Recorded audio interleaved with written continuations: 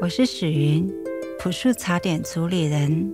春秋季节常会遇到咽疼、咳嗽等问题，在潮汕有一道补肺润燥、利阴化痰的汤品，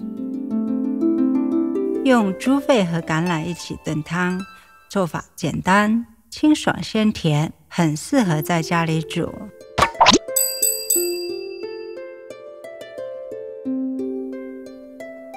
猪肺要选择没有破损、色泽粉嫩的，肺管接水龙头，灌水倒压，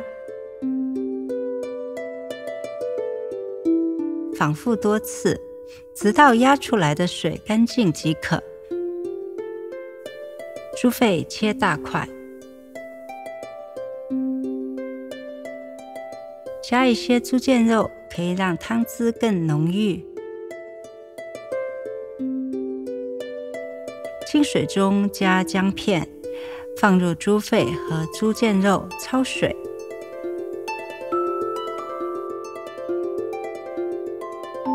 先捞出猪腱肉，再捞猪肺。如果泡沫太多，还可以再冲洗一下。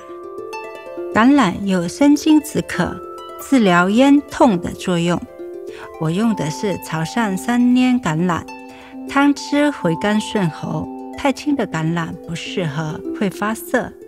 10颗橄榄对半劈开，苦性也有止渴平喘的作用，但使用量不宜过多，取10颗用刀扁轻拍。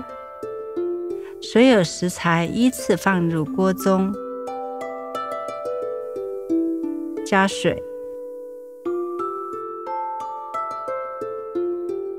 烧开后撇去浮沫，转小火炖1个半小时。汤汁甘甜，只需要少量盐来调味，再加入盐水，清淡甘美的橄榄猪肺汤就做好了。